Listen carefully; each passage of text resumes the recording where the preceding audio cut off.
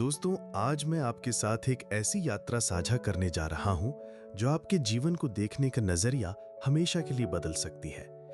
ये कहानी है ताओ की, एक ऐसे दर्शन की जो हजारों साल पहले चीन की धरती पर जन्मा था, लेकिन जिसकी प्रासंगिकता आज के आधुनिक जमाने में और भी बढ़ गई है। कल्पना कीजिए, आप एक ऐसे रास्ते पर चल रहे हैं जिसका कोई नक्शा नहीं है, कोई मंजिल तय नहीं है, कोई गुरु आपको रास्ता दिखाने के लिए आगे नहीं चल रहा। बस आप हैं, आपकी सांसें हैं और अनंत संभावनाओं से भरा यह ब्रह्मांड है। यही है Tao, the way, the path, the pathless path. Tao ये शब्द सुनते ही मन में एक गहराई का एहसास होता है। चीनी भाषा में ताओ का अर्थ है मार्ग या पथ। लेकिन ये कोई सामान्य रास्ता नहीं है। ये एक ऐसा मार्ग है जिसका कोई नक्शा नहीं है, कोई पूर्व निर्धारित दिशा नहीं है। लाओ त्सु, जो ताओ दर्शन के महानतम गुरुओं में से एक हैं, कहते हैं कि जो ताओ कहा जा सके वो ताओ नहीं है। ये एक विरोधाभास लगता है, लेकिन यही इस दर्शन की सुंदरता है। सत्य को शब्दों में बांधा नहीं जा सकता, उसे केवल जिया जा सकता है। दोस्तों, ताओ को पथहीन पथ कहा जाता है। इसका मतलब यह है कि क्योंकि तैयार रास्ता नहीं है जिस पर आप चल सकें। यहाँ कोई गुरु आपको 1 2 3 करके सिखाने नहीं आएगा कि ये करो वो करो। नहीं, ताओ कहता है कि प्रत्येक व्यक्ति को अपना रास्ता खुद बनाना होगा। ये जीवन को जीने से आता है, किताबों से नहीं। ये अनुभव से मिलता है, सिद्धांतों से नहीं। जैसे एक नदी अपना रास्ता बनाती है, वो किसी इंजीनियर से पूछकर नहीं बहती, बल्कि अपने प्राकृतिक स्वभाव के अनुसार बहती है। आपने कभी सोचा है कि सबसे गहरी बातें कहना सबसे मुश्किल क्यों होती हैं? प्रेम को कैसे बयान करें, खुशी को कैसे शब्दों में उतारें, आंतरिक शांति को कैसे व्यक्त करें? प्राचीन चीन में लाओ त्सु ने इसी समस्या का सामना किया था। उन्होंने जीवन की सबसे गहरी सच्चाई को अनुभव किया था, लेकिन जब वक्त आया उसे बांटने का, तो उन्होंने कहा, जो ताओ कहा जा सके वो ताओ नहीं है। ये वाक्य सुनकर आप सोच रहे होंगे कि ये कैसी विरोधाभासी बात है, लेकिन दोस्तों, यही तो है इस दर्शन की खूबसूरती। सत्य इतना व्यापक है, इतना विशाल है कि वो किसी भाषा के ढांचे में समा ही नहीं सकता। लाओ त्सु के सामने यही चुनौती थी। उन्होंने क्या किया? उन्होंने दृष्टांतों का सहारा लिया। वे समझ गए थे कि सत्य को सीधे नहीं कहा जा सकता, लेकिन उसकी ओर इशारा किया जा सकता है। जैसे आप चांद दिखाने के लिए अपनी उंगली उठाते हैं। उंगली चांद नहीं है, लेकिन वो चांद की ओर इशारा करती है।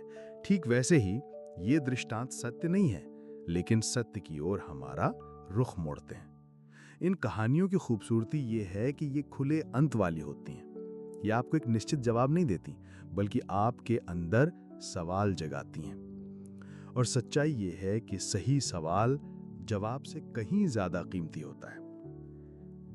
अब मैं आपसे एक सवाल पूछता हूं, आप प्रेम को कैसे समझेंगे? प्रेम पर लिखी हजारों किताबें पढ़कर या फिर प्रेम में गिरकर? आम का स्वाद कैसे जानेंगे?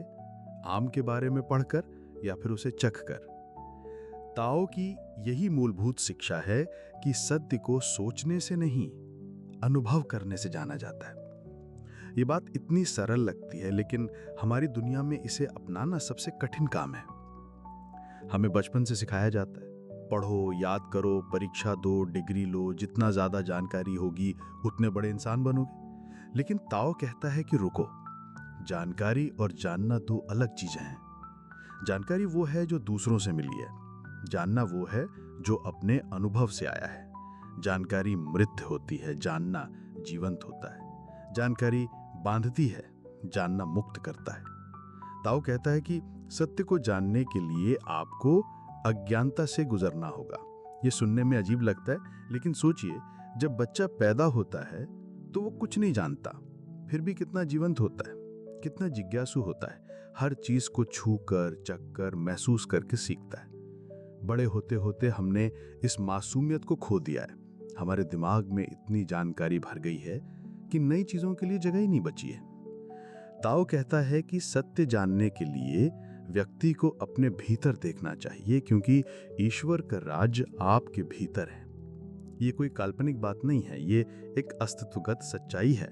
आप अपने अंदर जो महसूस करते हैं वही आपका सच है। अब आप पूछिए, आप कहाँ हैं? मतलब वास्तव में कहाँ हैं? आपका शरीर यहाँ बैठा है, लेकिन आपका मन कहाँ है? ये इंसान की सबसे बड़ी त्रासदी है। हम कहीं और होते हैं, सोचते कहीं और के बारे में हैं। कभी अतीत की यादों में खोए रहते हैं, कभी भविष्य की चिंता में डूबे रहते हैं, लेकिन जहां जीवन वास्तव में हो रहा है इस क्षण में, वहां हम कभी नहीं होते। ताओ का मूल मैसेज बहुत सरल है। आपको इसी क्षण तैयार रहना है जैसे आप हैं। आपको इस क्षण का आनंद लेना शुरू कर देना चाहिए और खुशी आपके पीछे पीछे आएगी। सुनने में बहुत आसान लगता है, लेकिन करके देखिए। अभी इसी वक्त जब आप मेरी आवाज सुन रहे हैं, क्या आप पूरी तरह यहां हैं या आपका मन कहीं और भटक रहा है? ताओ कहता है कि सच्ची शांति, सच्ची खुशी, सच्चा प्रेम सब कुछ इसी क्षण में उपलब्ध है। आपको कहीं जाना नहीं है, कुछ बनना नहीं है, कुछ पाना नहीं है, बस होना है। विश्वास और अधारणाओं से मुक्ति। यहां पर एक बहुत महत्वपूर्ण बात आती है। ताओ किसी विश्वास प्रणाली पर निर्भर नहीं करता। ना हिंदू धर्म की जरूरत है, ना इस्लाम की, ना ईसाइयत की।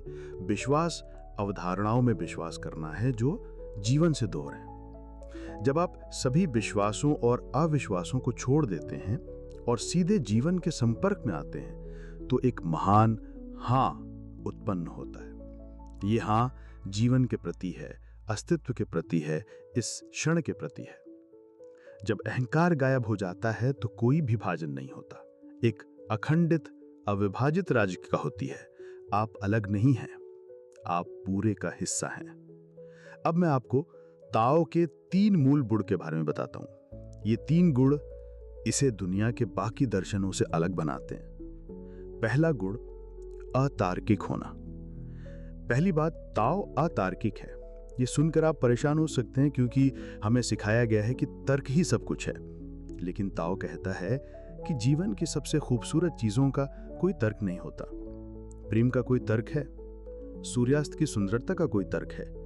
माँ का अपने बच्चे के लिए प्यार तर्क से आता है? नहीं, ये सब बस हैं। ताओ में खुशी का कोई कारण नहीं होता। अगर कारण है तो वो खुशी नहीं है, वो सिर्फ संतुष्टि है। सच्ची खुशी अकारण होती है, रहस्यमयी होती है। क्यों का खेल। हम हमेशा पूछते हैं क्यों, ये क्यों हुआ, वो क्यों नहीं हुआ, मैं क्यों दुखी हूं, मैं क्यों खुश नहीं हूं। लेकिन ताओ कहता है कि क्यों पूछना ही एक गलत प्रश्न है। बुद्धि को एक बाधा के रूप में देखा जाता है, एक पुल के रूप में नहीं, क्योंकि जीवन को बौद्धिक रूप से नहीं बल्कि अस्तित्वगत रूप से जीना होता है। आप प्रेम को समझ नहीं सकते, आपको प्रेम में गिरना पड़ता है। दूसरा गुण बताता हूं मैं, वो है गैर तुलनात्मक होना। ताओ का दूसरा मूल गुण यह है कि तुलना न करना। हमारी पूरी जिंदगी तुलनाओं में बीतती है। फलाना मुझसे ज्यादा कमाता है, फलाना मुझसे ज्यादा सुंदर है, फलाना मुझसे ज्यादा खुश है। लेकिन ताओ कहता है कि कोई भी श्रेष्ठ या निम्न नहीं है, कोई महान या तुच्छ नहीं है, क्योंकि सभी एक ही वास्तविकता का हिस्सा है। तुलना का विचार ही अहंकारी है। दूसरों के पास जो नहीं है उसकी तुलना करके मिली खुशी झूठी खुशी है। ये देर तक नहीं टिकती। जैसे ही कोई और बेहतर आ जाता है, आपकी खुशी चली जाती है। सच्ची खुशी तब आती है जब आप तुलना करना बंद कर देते हैं, जब आप खुद में पूरी तरह से केंद्रित होते हैं। जो लोग प्रबुद्ध होते हैं उनकी तुलना नहीं की जा सकती, क्योंकि प्रबुद्धता कम या ज्यादा का विषय नहीं है। या तो आप प्रबुद्ध हैं या नहीं हैं। तीसरा और सबसे महत्वपूर्ण गुण वर्तमान उन्मुखी है। ये मार्ग पर ध्यान केंद्रित करता है, लक्ष्य पर नहीं, क्योंकि लक्ष्य स्वयं मार्ग में प्रत्येक क्षण मौजूद है। ताओ भविष्य के लक्ष्यों के बारे में बात नहीं करता, न मोक्ष की बात करता है, न निर्वाण की, न स्वर्ग की। ताओ कहता है ये सब मानव मन के आविष्कार हैं, दुख से बचने के लिए। एक ही क्षण जो हमारे पास है वो अभी है, और यहां ही एकमात्र स्थान है, हियर एंड नाउ। ज्ञान कहीं और नहीं है, ये यहां अभी है। भविष्य उन्मुखी दर्शन विषाक्त है, क्योंकि वो आपको वर्तमान क्षण में जीने से रोकता है। अब मैं आपको ताओ की एक बहुत ही अनूठी और क्रांतिकारी अवधारणा के बारे में बताता हूं, शून्यता का मूल्य। पश्चिमी दुनिया में हम सुनते हैं कि खाली दिमाग शैतान का घर होता है। हमें हमेशा कुछ ना कुछ करते रहना चाहिए, सोचते रहना चाहिए, व्यस्त रहना चाहिए। लेकिन ताओ कहता है कि ये बिल्कुल गलत है। ताओवादी और बौद्ध धर्म में शून्यता ही लक्ष्य है। जब आप पूरी तरह से खाली हो जाते हैं तब परमात्मा आपके भीतर प्रवेश करता है। शैतान केवल एक सक्रिय या व्यस्त दिमाग के साथ रह सकता है, खाली दिमाग के साथ नहीं। शैतान यानी मन की चंचलता। इस बात को समझाने के लिए एक छोटा सा उदाहरण लेते हैं। एक कमरे का सबसे महत्वपूर्ण हिस्सा क्या है? दीवारें, छत या फर्श? नहीं, सबसे महत्वपूर्ण हिस्सा है उसके अंदर का खालीपन। अगर कमरा खाली ना हो तो आप उसमें रह कैसे सकेंगे? इसी तरह दरवाजा क्यों उपयोगी है? क्योंकि वो खाली है। मिट्टी का घड़ा क्यों काम आता है? क्योंकि उसके भीतर खालीपन है। अगर वो ठोस हो, पहले से ही भरा हुआ हो, तो आप उसमें पानी कैसे भरेंगे? निरुपयोगिता का मूल्य। ताओ कहता है कि जो कुछ भी मनुष्य के द्वारा नहीं बनाया गया है वो मूल्यवान है। निरुपयोगिता का बहुत बड़ा मूल्य है। इसका मतलब यह है कि मनुष्य को वस्तु नहीं बनना चाहिए जिसे खरीदा या बेचा जा सके। जब आप मानवता के लिए निरुपयोगी हो जाते हैं तो आप परमात्मा के लिए अत्यधिक उपयोगी हो जाते हैं, क्योंकि तब परमात्मा आपके माध्यम से प्रवाहित हो सकता है। आप एक खाली बांसुरी की तरह हो जाते हैं जिसमें से संगीत निकलता है। स्थिरता का रहस्य। ताओ की एक बहुत ही गहरी शिक्षा है स्थिरता के बारे में। ताओवादी कहते हैं शांत रहें, खाली रहें। स्थिरता और शून्यता में हम पाते हैं कि कहां निवास करें। लेकिन स्थिरता आती कैसे है? क्या योग करने से, ध्यान करने से, सांस की तकनीक सीखने से? ताओ कहता है नहीं। इच्छाओं का तूफान। शांत रहो का अर्थ है अपनी अंतरात्मा की लौ को निरंतर विचलित होने से रोकना। ये लौ इच्छाओं की हवा से हिलती रहती है। जैसे ही कोई इच्छा उठती है, मन में तूफान आ जाता है। सच्ची स्थिरता तब आती है जब सभी इच्छाओं का निषेध हो जाए। यहां तक कि परमात्मा को जानने या प्राप्त करने की इच्छा भी एक बाधा है। जब कोई इच्छा नहीं होती तो आप अचानक स्थिर हो जाते हैं, कहीं जाने के लिए नहीं, कहीं हिलने के लिए नहीं। प्राकृतिक स्थिरता। दिलचस्प बात यह है कि ताओवादी कोई स्पेशल अभ्यास नहीं देते। वे कहते हैं कि बाहरी अभ्यासों से जो स्थिरता आती है वो झूठी होती है। यह किसी दर्द की दवा के असर की तरह है। दवा का असर खत्म होते ही परेशानी वापस आ जाती है। सच्ची स्थिरता किसी अभ्यास से नहीं, बल्कि इच्छा के निरर्थक होने की गहरी समझ से आती है। जब आप समझ जाते हैं कि इच्छा आपको कभी संतुष्ट नहीं कर सकती, तो मन अपने आप शांत हो जाता है। अतीत से मुक्ति। अब आती है शायद ताओ की सबसे कठिन लेकिन सबसे जरूरी शिक्षा, अतीत को त्यागना। आप कौन हैं? यह सवाल पूछने पर आप क्या जवाब देंगे? आप अपना नाम बताएंगे, अपना काम बताएंगे, अपनी उपलब्धियां गिनाएंगे, लेकिन यह सब क्या है? यह आपका अतीत है। आप कौन हैं की सामान्य धारणा आपके सभी कार्यों, सफलताओं, असफलताओं और संचित अनुभवों का एक संचयन है। यह आपका अतीत है। अगर आपका अतीत एक ही पल में मिट जाए तो आप नहीं जानेंगे कि आप कौन हैं। शून्यता का अर्थ है अतीत को त्यागना। आपकी स्वयं के संबंध में सभी धारणाएं अतीत से आती हैं। ताओवादी कहते हैं कि अहंकार ही एकमात्र बाधा है। अहंकार अलगाव का विचार है, अहंकार का विसर्जन। जब अहंकार को त्याग दिया जाता है तो आप ताओ में हैं। ताओ का अर्थ है एक अहंकारी अस्तित्व, इस अनंत पूर्ण का एक हिस्सा के रूप में जीना, एक अलग इकाई के रूप में नहीं। अहंकार को हर सभी परतों से गायब होना चाहिए, शरीर से, मन से और आत्मा से। जब मन से अहंकार गायब हो जाता है तो ज्ञान गायब हो जाता है और जानना उत्पन्न होता है। यहां एक विरोधाभास है। ताओ में अज्ञानता सत्य के खिलाफ बाधा नहीं है, ज्ञान बाधा है। अगर आपकी अज्ञानता आपकी अपनी है तो भी वो अच्छी है, क्योंकि उसमें एक मासूमियत है। लेकिन संचित ज्ञान से बोझिल होना एक झूठा जीवन जीना है। आंतरिक साक्षी की खोज। अब मैं आपको ताओवादी दर्शन के सबसे गहन रहस्य के बारे में बताता हूं, आंतरिक साक्षी। जो कुछ भी आपके जीवन में आता जाता है बदलता रहता है, आपके विचार, भावनाएं, सुख दुख, दिन रात। लेकिन एक चीज है जो हमेशा स्थिर रहती है, आपकी चेतना, आपका साक्षी। ये साक्षी ही वो जानने वाला तत्व है, चेतना है, जागरूकता है और सतर्कता है। संसार की हर चीज बदलती रहती है, लेकिन साक्षी अपरिवर्तनीय और अद्वैत रहता है। पूर्वी दर्शन में ध्यान बाहरी वस्तुओं पर केंद्रित होने के बजाय स्वयं के दृष्टा पर केंद्रित होता है। आप देखने वाली चीजों पर ध्यान न देकर देखने वाले पर ध्यान देते हैं। साक्षी को जगाना। सचेत जीवन जीकर व्यक्ति चेतना को एकत्रित कर सकता है। इसका मतलब यह है कि एक व्यक्ति को अपने प्रत्येक कार्य में जागरूक रहना है, चलते समय, खाते समय या बात करते समय, और केवल एक साक्षी के रूप में अवलोकन करना है। यह प्रक्रिया व्यक्ति को अपने अहंकार के अंधकार से मुक्त करती है और आंतरिक जागरूकता के प्रकाश को प्रकट करती है। पूर्ण जागरूकता में जीने से व्यक्ति कर्ता नहीं रहता, बल्कि एक वाहन बन जाता है जिसके माध्यम से संपूर्ण कार्य करता है। जागरूकता का अनुशासन। यहाँ ताओ की एक क्रांतिकारी शिक्षा आती है जो हमारे समाज के मूलभूत ढांचे को हिला के रख देती है। हमें बचपन से सिखाया जाता है, अनुशासन सीखो, नियम मानो, टाइम पर हो, समय की पाबंदी करो। लेकिन ताओ कहता है कि वो पारंपरिक अर्थ में किसी अनुशासन को नहीं जानता। ताओ अकार्यजिक, सहज और स्वाभाविक है। सभी थोपे गए अनुशासन अप्राकृतिक हैं। प्रकृति को देखिए, पेड़ों को कोई अनुशासन की जरूरत नहीं है, नदियों को कोई टाइम टेबल नहीं चाहिए, पशु पक्षियों को कोई नैतिक शिक्षा नहीं देनी पड़ती, फिर भी ये सब पूर्ण सामंजस्य में जीते हैं। अनुशासन मानव निर्मित है और व्यक्ति को विभाजित करता है। जब आप खुद पर अनुशासन थोपते हैं तो आपके अंदर दो हिस्से हो जाते हैं, एक जो कंट्रोल करता है, दूसरा जो कंट्रोल होता है। ये अंतर भी दुख पैदा करता है। सच्चा अनुशासन। ताओ कहता है कि अगर आप खुद पर अनुशासन थोपेंगे तो आप गुलाम बन जाएंगे। सच्चा अनुशासन आपकी जागरूकता से उत्पन्न होना चाहिए, तभी आप मालिक बनेंगे। थोपा गया अनुशासन बाहरी पैटर्न, सिद्धांतों के नियमों के पालन करने से आता है। ये असत्य जीवन, पाखंड और नकली व्यवहार की ओर ले जाता है। व्यक्ति वो करता है जो करना पड़ता है, न कि जो दिल से आता है। लेकिन जागरूकता से अनुशासन किसी बाहरी प्रयास के बजाय समझ से उत्पन्न होता है। ये एक स्वतंत्रता जनित अनुशासन है। आप अपने आंतरिक सार को अपनाते हैं, न कि नियम को। जुड़ाव और अंतर्निर्भरता। अब मैं आपको ताओ की सबसे खूबसूरत शिक्षा के बारे में बताता हूं। सब कुछ जुड़ा हुआ है। ताओ शब्द का अर्थ ही सभी चीजों का आपसी जुड़ाव, अंतर संबंध और अंतर्निर्भरता है। पूरा अस्तित्व एक है।